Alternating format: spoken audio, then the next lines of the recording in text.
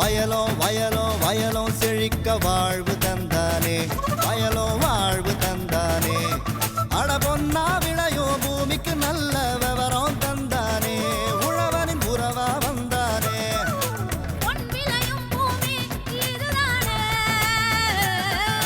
வயலோ வயலோ வயலோ செழிக்க வாழ்வு தந்தானே, வயலோ வாழ்வு தந்தானே. அட பொன்னா விளையோ பூமிக்கு நல்ல விவரம் தந்தானே, உழவனின் உறவா வந்தானே. தந்தன தந்தன தன தந்தானே, மண்ணளம் பொங்கிட துணை வந்தானே. தந்தன தந்தன தன தந்தானே, மண்ணளம் பொங்கிட துணை வந்தானே. வணக்கம் வேளாண் பெருமக்களே, இன்றைய பொன் விளையும் பூமி நிகழ்ச்சியில் முதலில் வருவது வேளாண் செய்திகள், வேளாண் சந்தை நிலவரம், வேளாண் வானிலை, தொடர்ந்து வேளாண் தொழில்நுட்ப பகுதியில் தானியங்கி குழித்தட்டு விதை விதைக்கும் கருவி குறித்து கோவை தமிழ்நாடு வேளாண்மை பல்கலைக்கழக வேளாண் பொறியியல் கல்லூரி மற்றும் ஆராய்ச்சி நிலைய முதல்வர் முனைவர் சி திவாகர் துரைராஜ் அவர்கள் தரும் விளக்கம். இனி வருவது வேளாண் செய்திகள். வணக்கம். வேளாண் செய்திகள். முதலில் வருவது மாத்தி யோசிச்சேங்க. கறவை மாடுகளில் செயற்கை முறை கருவூட்டல் குறித்து சிவகங்கை மாவட்டம் இடையமேலூர் அஞ்சல் கூட்டுறவுப்பட்டி கிராம வேளாண்மையாளர் கே வேல்முருகன் தரும் செய்தி. வேளாண் ஆலோசனை நேரத்தில் ஆடு வளர்ப்பில் ஏற்படும் பிரச்சனைகளும் அதற்கான தீர்வுகளும் குறித்து டாக்டர் எஸ் செந்தில்குமார் தரும் விளக்கம்.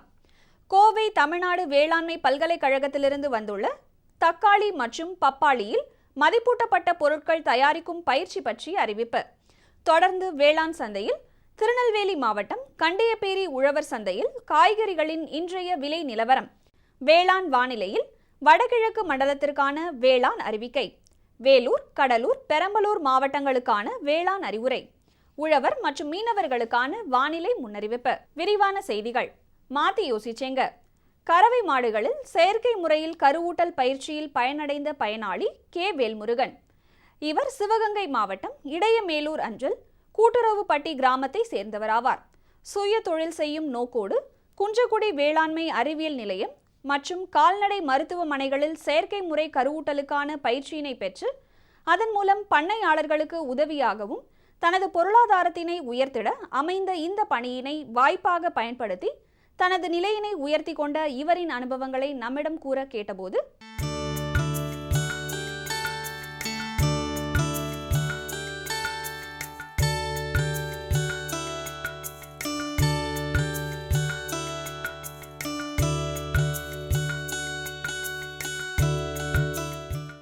நான் படிச்சுட்டு சும்மா இருக்கிற டயத்தில் என்னுடைய ஊர் வந்து கூட்டுறவுப்பட்டி. படிச்சுட்டு சும்மா இருக்கும் போதும் நான் கேவிகே மூலிமா செயற்கை முறை கருவூட்டல் பயிற்சி எடுத்துகிட்டு நான் எங்கள் ஊரில் செயற்கை முறை கருவூட்டல் செஞ்சுக்கிட்டு இருக்கேன். நான் வந்து 2007 பண்ணிக்கிட்டு இருக்கேன். நான் வந்து மாதத்துக்கு ஒரு 200 செயற்கை முறை கருவூட்டல் செய்கிறேன். இதில் வந்து எனக்கு வந்து தேவையான வருமானமும் கிடச்சிருக்கு. விவசாயிகளுக்கு போய் அவங்கவுங்க வீட்டிலையே போய் நான் செயற்கை முறை கருவூட்டல் செய்கிறனால அவங்களுக்கும் கரெக்டான டைமில் போய் பண்ணுறதுனால அதிகமான கரு உற்பத்தியாகி நிறையா கன்றுகள் கிடச்சிருக்கு. இப்போ அதனால் பால் உற்பத்தி கூடியிருக்கு. எங்களுக்கு இந்த பயிற்சி கொடுத்ததுனால என்னுடைய வாழ்க்கை தரமும் உயர்ந்திருக்கு. கேவிகேவில் நல்லா பயிற்சி கொடுத்து 1 மாதம் கேவிகேவில் பயிற்சி கொடுத்தாங்க. பின்னாடி ஹாஸ்பிட்டல்லையும் பயிற்சி கொடுத்த பின்னாடி நான் அந்த இது பண்ணிக்கிட்டு இருக்கேன். இந்த கருவூட்டலை 2007 பண்ணிக்கிட்டு இருக்கிறதுனால நிறைய என்னுடைய மூலியமாகவே நிறையா கன்றுகள் இதாகிருக்கு, பிறந்திருக்கு. அதனால் பால் உற்பத்தி அதிகமாக உற்பத்தி ஆகிருக்கு. குன்றக்குடி கேவிகேயில் எனக்கு ட்ரைனிங் கொடுத்தாங்க. 1 மாத ட்ரைனிங் கேவிகேலையும் 2 மாத ட்ரைனிங் ஹாஸ்பிட்டல்லையும் கொடுத்தாங்க. அது ஹாஸ்பிட்டலில் எப்படி உபயோகிக்கணும், இப்போ என்னென்ன முறையில் பண்ணணும் அப்படின்னு சொல்லி கொடுத்தாங்க. கேவிகேலையும் சொல்லி கொடுத்தாங்க. நான் வந்து அதன்படி கரெக்டாக செஞ்சுக்கிட்டு இருக்கேன். அதாவது இந்த கண்டெய்னர் இதெல்லாம் வந்து ஆவின் மூலிமா கொடுக்குறாங்க. அந்த விந்தணுகள்லாம் ஆவின் மூலிமா தான் எங்களுக்கு சப்ளை பண்ணிகிட்ருக்காங்க மாதம். இந்த இது -196 இதில் லிக்யூடு நைட்ரஜன் இருக்குது இந்த குடுவையில். இதில் தான் செமன் பாதுகாத்து வச்சுக்கிறது. இந்த லிக்யூடு குறையாமல் இருந்தால் தான் அந்த செமன் கெட்டு போகாமல் இருக்கும். அதனால் லிக்யூடை மெயின்டைன் பண்ணிக்கிட்டே இருப்போம். இந்த லிக்யூடு குறைஞ்சா கெட்டு போயிடும் செமன். அதனால் லிக்யூடு கரெக்டாக மெயின்டைன் பண்ணிகிட்டே இருப்போம். இதே போல் 3 லிட்டரில் ஒரு கண்டெய்னர் கொடுத்துருக்காங்க. வெளியில் போகும்போது அதில் வண்டியில் கொண்டு போகிறதுக்காக அது கொடுத்துருக்காங்க. அந்த இது கொடுத்துருக்காங்க. அதை வச்சு நாங்கள் யூஸ் பண்ணிக்கிட்டு இருக்கோம். இது வந்து ஸ்டாக் வாங்கி வச்சுக்க தான் யூஸ் பண்ணுவோம். 3 லிட்டரில் தான் வெளியில் போகும்போது யூஸ் பண்ணுவோம். மற்றபடி செமன்லாம் ஆவின்லேருந்தே கொடுத்துட்றாங்க. இதோட வெப்பநிலை வந்து -196 டிகிரியில் இருக்கும். அதை வந்து நான் 37 டிகிரியாக சுடுதண்ணி கரெக்டாக 37 டிகிரியில் வச்சு அதில் தாயின் பண்ணி அதுக்கு பின்னாடி தான் மாடுகளுக்கு செனை ஊசி போடுவோம். அதன்படி செஞ்சால் தான் அங்கே செனை நல்லா பிடிக்கும் அப்படின்னு எங்களுக்கு சொல்லி கொடுத்துருக்காங்க கேவிக்கையிலேயே. அதுபடி தான் செய்கிறோம். எங்களுக்கு வந்து மாதம் நான் வந்து 200 செனை ஊசி போடுறேன். அதில் வந்து எனக்கு வந்து ஒரு 10 செனை ஊசிக்கு ஒரு 6 செனை பிடிச்சிருது. 6 மாடு செனை பிடிச்சிருது. அந்த அளவுக்கு நான் செஞ்சுக்கிட்டு வந்துக்கிட்டு இருக்கேன்.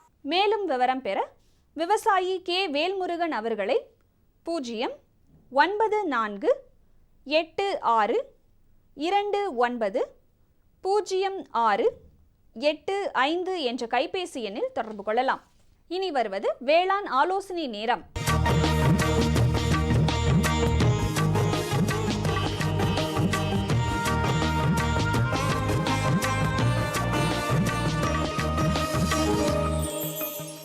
வேளாண்மையாளர்கள் வேளாண்மையோடு உபத்தொழிலாக கால்நடை வளர்ப்பினை மேற்கொள்கின்றனர்.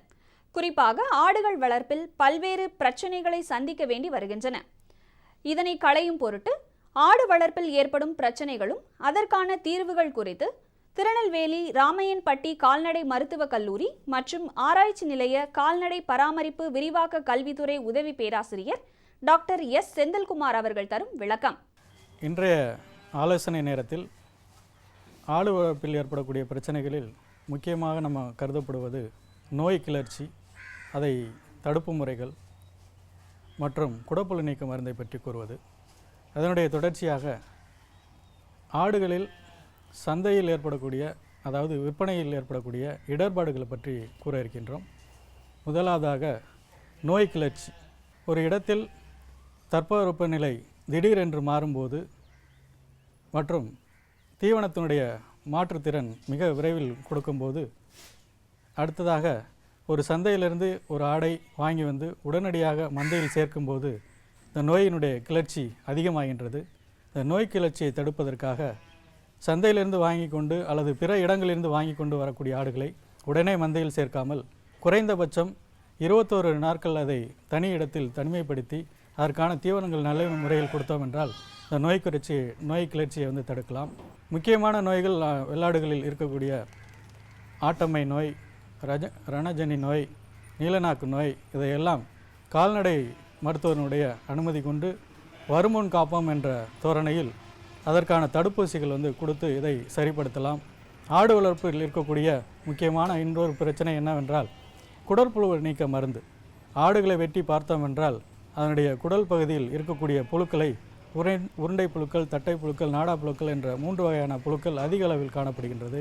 இந்த புழுக்கள் இருப்பதனால் அதனுடைய உடல் வளர்ச்சி குறைவாக ஏற்படுகின்றது. 1 வருஷம் ஆகக்கூடிய ஆடுகளானது 6 மாத குட்டிகளாகவும் 6 மாத குட்டி 3 மாத குட்டிகளாகவும் தெரிகிறது. இதனால் விற்பனையில் மிகவும் பின்தங்கிய நிலைக்கு செல்லப்படுகிறார்கள். இதை கருத்தில் கொண்டு ஆடு வளர்ப்பில் ஈடுபட்டுள்ள அனைவரும் குடப்புழு நீக்க மருந்தினுடைய அட்டவணையை கால்நடை உதவி மருத்துவர் கொண்டு அதை பயன்படுத்தி இந்த நோய் கிளர்ச்சி மற்றும் குடப்புழு நீக்க மருந்தை வந்து தவிர்க்கலாம். அடுத்ததாக விற்பனையில் ஏற்படக்கூடிய இடர்பாடுகள். ஆடு வளர்ப்பு தொழிலை நாம் எடுத்துக்கொண்டால் நடமாடும் ஏடிஎம் என்று கூறுவார்கள். அந்த முறையில் இருக்கக்கூடிய இந்த சந்தையில் அதிகமாக விற்பனை போகக்கூடிய இந்த இறைச்சியில் இடைத்தரகர்களுடைய ஈடுபாட்டின் காரணமாக தரமான கிடாக்களுக்கு தரமான விலை வந்து நிர்ணயம் செய்யப்படுவதில்லை. வெறும் நோஞ்சான் ஆடுகளை வந்து விற்பனைக்கு வருகின்றது. இதை நாம் தவிர்க்க வேண்டும். எவ்வாறு விவசாய பொருட்கள் எல்லாம் உழவர் சந்தை என்ற முறையின் வாயிலாக விற்பனை நடக்கின்றதோ, கோழியினுடைய இறைச்சி உற்பத்திக்காக ஒரு சங்கம் ஏற்படுத்தப்பட்டுள்ளது. முட்டை உற்பத்திக்கும் ஒரு சங்கங்கள் ஏற்படுத்தப்பட்டுள்ளது. பால் உற்பத்தியாளருக்கும் பால் உற்பத்தியாளர் சங்கம் என்று ஏற்படுத்தப்பட்டுள்ளது. இவ்வாறாக ஆடு வளர்ப்பு தொழிலில் இருக்கக்கூடிய அனைவரும் ஒரு சங்கத்தை ஏற்படுத்தி கொண்டு அதற்கான இறைச்சியினுடைய விலையை நாம் நிர்ணயம் செய்தோம் என்றால் கண்டிப்பாக இந்த இறைச்சியினுடைய விலை இன்றும் அதிகரித்து மக்களுடைய வாழ்க்கை தரம் முன்னேறும் என்பதை சந்தேகமில்லை. அடுத்ததாக தொழில்நுட்பங்கள் என்று கூறும்போது இந்த திருநெல்வேலி மாவட்டம் மற்றும் நாமக்கல், சென்னை போன்ற இடங்களில் தமிழ்நாடு கால்நடை மருத்துவ அறிவியல் பல்கலைக்கழகமானது கல்லூரிகளை ஆரம்பித்துள்ளது. இதை தவிர பல்வேறு மாவட்டங்களில் பயிற்சி மற்றும் ஆராய்ச்சி நிலையங்களை ஏற்படுத்தியுள்ளது. இந்த பயிற்சி மையங்கள், ஆராய்ச்சி நிலையங்களை உள்ள வல்லுநர்களை தொடர்பு கொண்டு தக்க அறிவுரைகள் பெற்று இந்த வெள்ளாடு வளர்ப்பு அல்லது செம்மறியாடு வளர்ப்பில் ஈடுபட்டுள்ள மக்கள் அனைவரும் தகுந்த ஆலோசனை பெற்று தங்களது வாழ்க்கையில் முன்னேறுமாறு வாழ்த்தி விடைபெறுகிறேன். நன்றி, வணக்கம். மேலும் விவரம் பெற டாக்டர் எஸ் செந்தில்குமார் அவர்களை 09486258393 என்ற கைபேசி எண்ணில் தொடர்பு கொள்ளலாம். தொடரும் வேளாண் ஆலோசனை நேரத்தில் கோவை தமிழ்நாடு வேளாண்மை பல்கலைக்கழகத்திலிருந்து வந்துள்ள தக்காளி மற்றும் பப்பாளியில் மதிப்பூட்டப்பட்ட பொருட்கள் தயாரிப்பு பற்றிய அறிவிப்பு. தமிழ்நாடு வேளாண்மை பல்கலைக்கழகத்தில் தக்காளி மற்றும் பப்பாளியில் மதிப்பூட்டப்பட்ட பொருட்கள் தயாரிக்கும் பயிற்சி 16/3/2016 மற்றும் 17/3/2016 ஆகிய 2 நாட்களில் நடைபெறும். கீழ்கண்ட தலைப்புகளில் பயிற்சி வழங்கப்படும். தக்காளி மற்றும் பப்பாளி பானங்கள், ஸ்குவாஷ் தயார்நிலை பானம், சர்க்கரை பாகு, தொழில் தொடங்குவதற்கான உரிமம் பெற்றுக்கொள்வதற்குரிய வழிமுறைகள். ஆர்வமுள்ளவர்கள் 1500 ரூபாயை செலுத்தி தங்கள் பெயரை முன்பதிவு செய்து கொள்ளலாம். நேரில் வந்து பெயரை பதிவு செய்து கொள்ள இயலாதவர்கள் பயிற்சி கட்டண தொகையை வரை ஓலை மூலம் பேராசிரியர் மற்றும் தலைவர், அறுவடை பின்சார் தொழில்நுட்ப மையம், தமிழ்நாடு வேளாண்மை பல்கலைக்கழகம், கோயம்புத்தூர் என்ற பெயரில் கோவையில் உள்ள பாரத ஸ்டேட் வங்கியில் பெறத்தக்க வகையில் எடுத்து பேராசிரியர் மற்றும் தலைவர், அறுவடை பின்சார் தொழில்நுட்ப மையம், வேளாண் பொறியியல் கல்லூரி மற்றும் ஆராய்ச்சி நிலையம், தமிழ்நாடு வேளாண்மை பல்கலைக்கழகம், கோயம்புத்தூர் 641003 என்ற முகவரிக்கு அனுப்ப வேண்டும். பதிவு செய்து கொள்ள இறுதி நாள் மார்ச் 16, 2016. மேலும் விவரங்களுக்கு தொடர்பு கொள்ள வேண்டிய தொலைபேசி எண்கள் 0422661134 மற்றும் 66111268. விளம்பர இடைவேளைக்கு பிறகு வேளாண் செய்திகள் தொடரும். சரிங்க சரிங்க. இவ்ளோ நேரம் சிரிச்சு யார்கிட்ட பேசிட்டு இருந்தீங்க? விவசாயிகள் கால் சென்டர் நிபுணர்கிட்ட பயிர்கள் பத்தின யோசனை கேட்டுட்டு இருந்தேன். காலையில சரி, மதியானம் கூடவா? விவசாயிகள் கால் சென்டர் காலையில 6 மணில இருந்து ராத்திரி 10 மணி வரை திறந்திருக்கும். ஞாயிற்றுக்கிழமை கூடவா? ஆமா, வருஷத்துல 365 நாளும் திறந்திருக்கும். விவசாயம் சம்பந்தப்பட்ட பிரச்சனைகளுக்கு தங்கள் மொழியில் உடனே தீர்வு பெற இந்தியாவில் எங்கிருந்தும் எந்த போன் மூலமும் தேசிய ஹெல்ப்லைன் நம்பர் 1800-150-1551 தொடர்பு கொள்ளவும். இனி வருவது வேளாண் சந்தை. வேளாண் சந்தையில் திருநெல்வேலி மாவட்டம் கண்டியப்பேரி உழவர் சந்தையில் காய்கறிகளின் இன்றைய விலை நிலவரம். கத்தரிக்காய் 1 கிலோ 32 ரூபாய்க்கும், வெண்டைக்காய் 1 கிலோ 8 ரூபாய்க்கும், அவரைக்காய் 1 கிலோ 36 ரூபாய்க்கும், சின்ன வெங்காயம் 1 கிலோ 20 ரூபாய்க்கும், பெரிய வெங்காயம் 1 கிலோ 18 ரூபாய்க்கும், பச்சை மிளகாய் 1 கிலோ 36 ரூபாய்க்கும், தக்காளி 1 கிலோ 10 ரூபாய்க்கும், கொத்தமல்லி 1 கிலோ 30 ரூபாய்க்கும், புதினா 1 கிலோ 24 ரூபாய்க்கும் விற்பனை செய்யப்பட்டது. இனி வருவது வேளாண் வானிலை.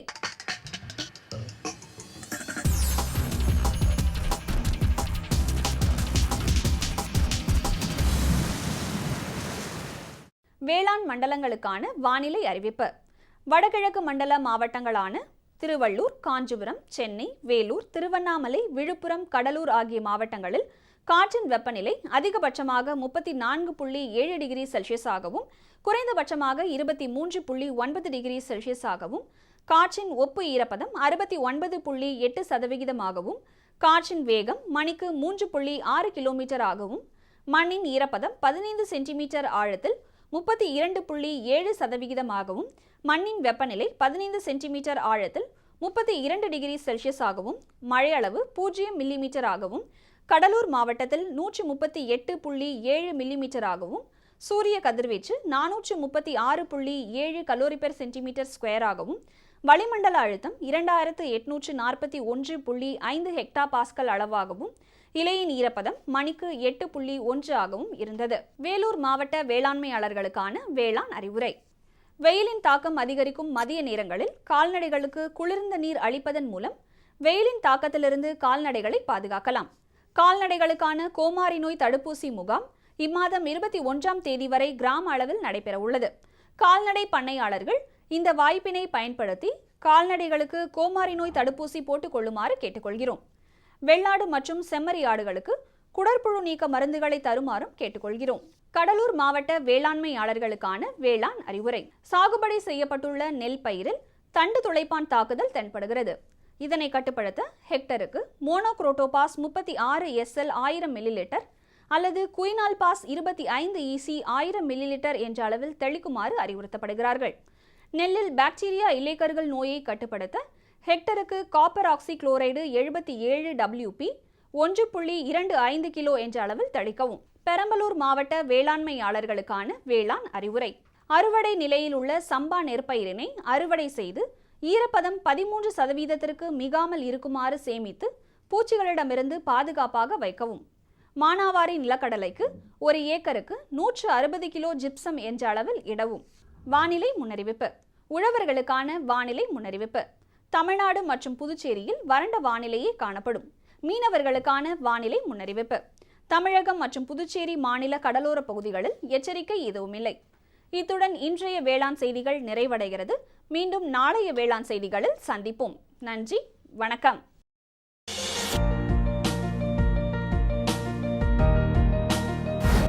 வேம்பு கலந்த யூரியா. சிறந்த உற்பத்திக்காக வேம்பு கலந்த யூரியா நம் நாட்டிலேயே 70 லட்சம் டன்னாக அதிகரிக்க 6 ஆலைகள் சீரமைக்கப்படுகின்றன.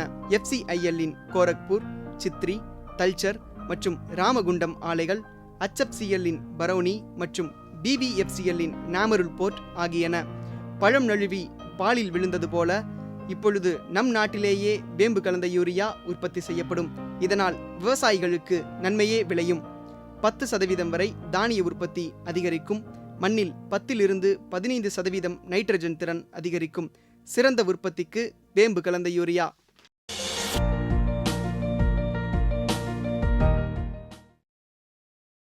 நமது பொதிகையில் வியாழந்தோறும் பிற்பகல் 12:05 முதல் 1 மணி வரை வேளாண் களம் நேரலை நிகழ்ச்சி.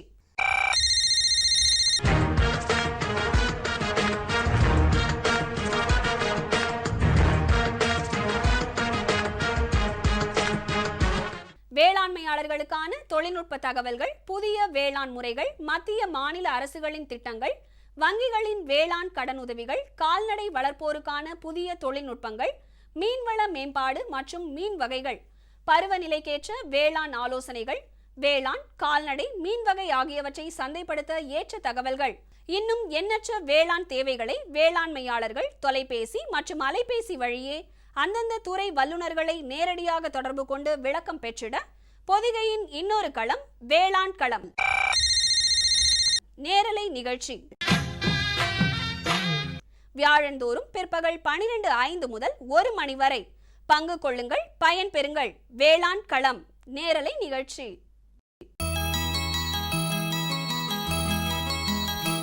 வேளாண்மையில் ஆட்கள் பற்றாக்குறை காரணமாகவும் கால அவகாசத்தினை கணக்கில் கொண்டும் பண்ணை இயந்திரங்களின் பயன்பாடு அதிகரித்துள்ளது.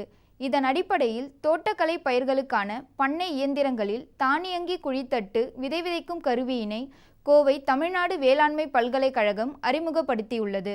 அந்த வகையில் இன்றைய வேளாண் தொழில்நுட்ப பகுதியில் தானியங்கி குழித்தட்டு விதை விதைக்கும் கருவியின் பயன்பாடு மற்றும் தொழில்நுட்பங்கள் குறித்து கோவை தமிழ்நாடு வேளாண்மை பல்கலைக்கழக வேளாண் பொறியியல் கல்லூரி மற்றும் ஆராய்ச்சி நிலைய முதல்வர் முனைவர் சி. திவாகர் துரைராஜ் அவர்கள் தரும் விளக்கம்.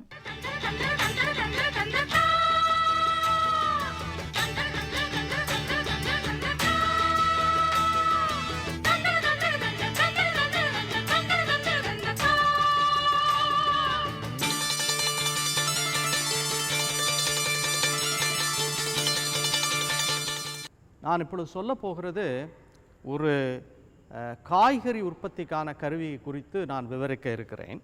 இந்த கருவி குழித்தட்டில் விதை விதைக்கும் ஒரு கருவி, ஆட்டோமேட்டிக் சீடர் ஃபார் ப்ரோட்ரே சீடிங். இப்பொழுது நீங்கள் பார்த்து கொண்டு இருக்கிறது ஒரு குழித்தட்டு. இந்த குழித்தட்டு காய்கறி வளர்ப்புக்கான காய்கறி நாற்றுக்களை வளர்ப்பதற்கான ஒரு தட்டு, குழித்தட்டு. இதில் ஒவ்வொரு குழியிலும் இந்த வளர்ப்பு growth மீடியா என்று சொல்லக்கூடிய காயர்பித் மிக்சரை இதில் ஃபில்லப் பண்ண வேண்டும், இதில் நிரப்ப வேண்டும். நிரப்பிய பின்பாக ஒவ்வொரு குழியிலும் ஒவ்வொரு காய்கறி விதை வீதம் இதில் விதைத்து பின்பாக அதற்கு மேலே ஒரு ஒரு ஒரு ஒரு தட்டு growth மீடியாவை போட்டு அதன் பின்பாக அதை லேசாக நாம் அமர்த்தி கொடுத்து பின்பாக அதன் மேல் மீர்மாக லேசாக நீர் தெளித்து பின்பாக எடுக்க வேண்டும். இப்படி இதுவரையிலும் இந்த குழித்தட்டு விதைக்கும் இந்த செயல்பாடு சாதாரணமாக மக்களால் செய்யப்படுகிறது, கையினால் செய்யப்படுகிறது. அதாவது இந்த குழித்தட்டில் நிரப்பக்கூடிய அந்த வேலை, பின்பாக ஒவ்வொரு குழியிலும் ஒவ்வொரு விதை வீதமாக குழியில் இடக்கூடிய அந்த விதைப்பின் வேலை, அதற்கு பின்பாக அதன் மேலே இடக்கூடிய அந்த லேயரிங் எல்லாமே இதுவரையிலும் மக்கள் தான் செய்கிறார்கள். அதாவது வேலை செய்யக்கூடிய கையினால் அதை செய்கிறார்கள். இந்த கருவியானது ஆட்டோமேஷன், அதாவது ஆட்டோமேஷன் என்ற விதத்தில் எல்லா இப்போ நான் மேற்கூறிய எல்லா விதமான வேலைகளையும் இந்த கருவியே வரிசையாக செய்யக்கூடிய இது அமைக்கப்பட்டிருக்கிறது. இது முதலாவதாக நீங்கள் இந்த பார்க்குற இந்த பெட்டியில் தான் நாம் அந்த growth மீடியாவை உள்ளே போடுவோம். இந்த growth மீடியாவில் உள்ளே போடுறது நம்ம அந்த சரியான விகிதத்தில் நீரோடு அதை கலந்து பின்பாக இதற்குள்ளே போட வேண்டும். இதுக்குள்ளே ஒரு கலக்கி இருக்கிறது. அந்த அதை கலக்கி கொண்டே இருக்கும். இந்த கருவி பயன்பாட்டில் வரும்பொழுது அது கலக்கி கொண்டே இருக்கும். இந்த கீழ் வழியாக அந்த growth மீடியா என்று சொல்லக்கூடிய அந்த கலவை இந்த தட்டின் மேலே விழும்.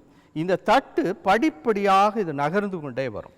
ஸோ இந்த தட்டுகள் ஒரு படிப்படியாக நகர்ந்து ஒவ்வொரு ரோவாக நகர்ந்து வரும் பொழுது இந்த இடத்துல வரும் பொழுது அந்த ஒவ்வொரு வரிசையில் உள்ள அந்த குழிகளிலும் உள்ள அந்த கலவை அமிழ்த்தப்படுகிறது, சிறிது அமிழ்த்தப்படுகிறது.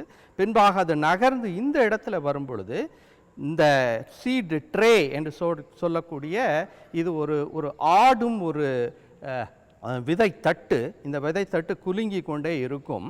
இந்த குலுங்கி கொண்டு இருக்கிற விதைத்தட்டிலிருந்து ஒவ்வொரு விதையாக இந்த உறிஞ்சிகள் அதை எடுத்து அதை அந்த குழித்தட்டின் வரிசையில் போடும். இது நியூமேட்டிக் ஆப்ரேஷன் என்று சொல்வார்கள். காற்று அழுத்தத்தின் மூலமாக இயங்கக்கூடிய ஒரு கருவி இது. அது இந்த வேக்யூமினால வெற்றிடத்தினால அந்த கருவி ஒவ்வொரு நீடிலும் இதில் இருக்கிற ஒவ்வொரு நீடில் நீங்கள் பார்க்கிறது ஒரு சாதாரண ஒரு நீடில், இந்த ஊசி போடுவதற்கு உண்டான நீடில் போல இருக்கும் அமைப்பில்.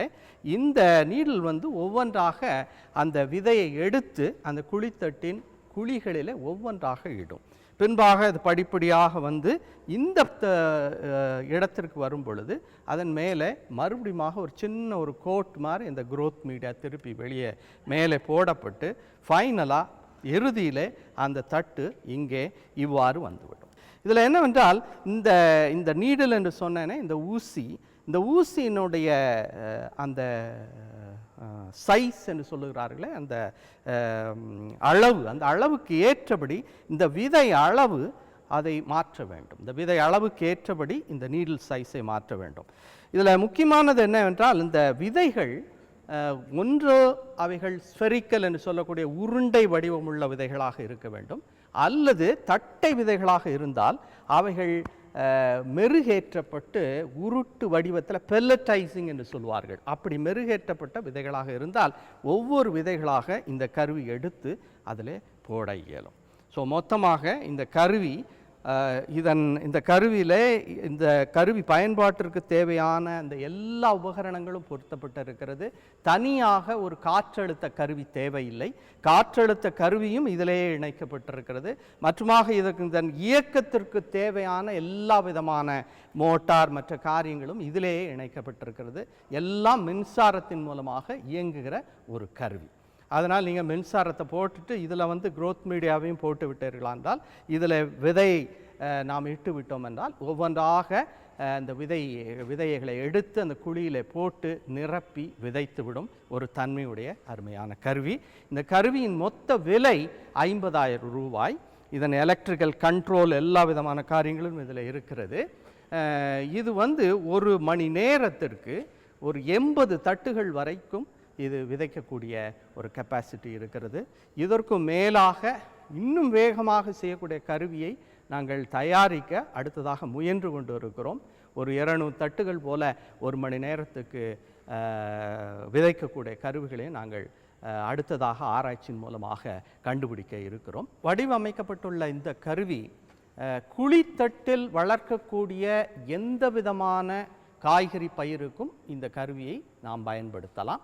நான் ஏற்கனவே சொன்னது போல உருண்டை வடிவமான விதையுள்ள காய்கறி பயிர்கள் பெலட்டைசேஷன் இல்லாமல், அதாவது மெருகு ஏற்றப்படாமல் இந்த கருவியில் இட்டு விதையிட முடியும்.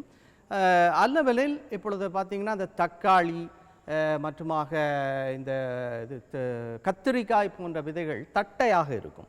அதை நாம் மெருகேற்றி பின்பாக இந்த கருவியில் நாம் பயன்படுத்த வேண்டும். அது ஒன்று தான். இதில் அந்த மெருகேற்றுவதற்கான அந்த பெல்லட்டைசேஷனுக்கான டெக்னாலஜி, அந்த தொழில்நுட்பமும் எங்களுடைய பல்கலைக்கழகத்தில் இப்பொழுது நாங்கள் அதை கண்டுபிடித்து கொண்டு இருக்கிறோம். வெகு விரைவில் அதுவும் வெளிவர இருக்கிறது. அடுத்ததாக இந்த கருவியை எங்கே பெறலாம் என்பது ஒரு முக்கியமான கேள்வி. இந்த கருவி ஆராய்ச்சியின் மூலமாக எங்களுடைய இந்த ஆய்வகத்திலே கண்டுபிடிக்கப்பட்ட ஒரு கருவி. அதான் நான் ஏற்கனவே சொன்னது போல் இது வேளாண் பொறியியல் கல்லூரியின் வேளாண் ஒரு அங்கமாக இருக்கிறது. அந்த அங்கத்தில் இந்த கல்லூரியில் எங்களுடைய டிபார்ட்மெண்ட் ஏஎம்ஆர்சி என்று சொல்லக்கூடிய அக்ரிகல்ச்சரல் மெஷினரி ரிசர்ச் சென்டர் என்ற டிபார்ட்மெண்ட் இருக்கிறது. அந்த டிபார்ட்மெண்ட்டில் இந்த கருவி வைத்திருக்கிறோம். நீங்கள் இந்த கருவி வேண்டும் என்று விரும்பினால் நீங்கள் இந்த ஆராய்ச்சி நிலையத்தை நீங்கள் அணுகி இந்த டிசைனை பெற்றுக்கொள்ளலாம். மேனுஃபேக்சரர்ஸ் கூட நீங்கள் இதை எடுத்து செய்யலாம். அதே போல் விவசாயிகள் இந்த கருவி வேண்டும் என்று நினைத்தால் இது ஒரு 50,000 ரூபாய் இருக்கிறதுனால நீங்கள் எல்லாரும் இணைந்து ஒரு வேளாண் குழுவாக இணைந்து இந்த கருவியை பெற்றுக்கொண்டு அதை நீங்கள் ஒரு வாடகை முறையில் கூட நீங்கள் இதை பயன்படுத்தி லாபம் ஈட்டலாம். மேலும் விவரம் பெற முனைவர் சி. திவாகர் துரைராஜ் அவர்களை 0422661125 என்ற தொலைபேசி எண்ணில் தொடர்பு கொள்ளலாம். இந்தாங்க, வேற ஏதாவது? போதும். அட, இது என்னப்பா இவ்வளவு குறைவா ரசாயன உரமா? விவசாயத்தை விட போறீங்களா? விவசாயத்தை இல்ல, அறியாமைய விடுறேன். மண் பரிசோதனை செஞ்சேன்.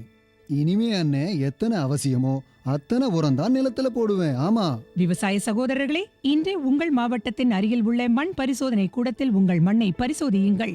மண் சத்து, ஈரப்பதம், செடி வளர்ச்சியை சரிபார்த்து அவசியத்திற்கு ஏற்றவாறு மட்டுமே சத்துக்களை போடுங்கள். மேலும் சல்பர், ஜிங்க் மற்றும் போரான் போன்ற நுண்சத்துக்களையும் சரிபார்க்க மறவாதீர்கள். ரசாயன உரம் மற்றும் ஆர்கானிக் உரத்தை சரியான முறையில் பயன்படுத்தி நிலவளத்தை பராமரியுங்கள். உற்பத்தியை பெருக்குங்கள், செலவை குறையுங்கள், அந்நிய செலாவணியை சேமிக்க உதவிடுங்கள். கூடவே மெதுவான வேகத்தில் நைட்ரஜனை அளிக்கும் உரங்கள், அதாவது வேம்பு தடவிய யூரியா போன்றவற்றை பயன்படுத்துங்கள். யூரியாவை இலைகளின் மேல் தெளியுங்கள்.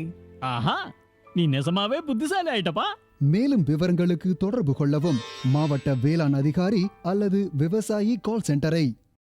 15/3/2016 செவ்வாய்க்கிழமை அன்று பொன்விளையும் பூமி நிகழ்ச்சியில் மாத்தி யோசிச்சேங்க. கறவை மாடு வளர்ப்பில் வெற்றி கண்ட சிவகங்கை மாவட்டம் காரைக்குடி தாலுகா சொக்கலிங்கபுதூர் கிராம வேளாண்மையாளர் பி. செல்வி தரும் செய்தி. வேளாண் ஆலோசனை நேரம். நாகப்பட்டினம், மதுரை, சிவகங்கை மாவட்ட வேளாண்மையாளர்களுக்கான வேளாண் அறிவுரை. வேளாண் தொழில்நுட்ப பகுதியில் தென்னை மரம் ஏறும் கருவி குறித்து கோவை தமிழ்நாடு வேளாண்மை பல்கலைக்கழக வேளாண் இயந்திரங்கள் ஆராய்ச்சி மைய பேராசிரியர் மற்றும் தலைவர் முனைவர் பி. ஸ்ரீதர் தரும் விளக்கம் ஆகியன இடம்பெறும்.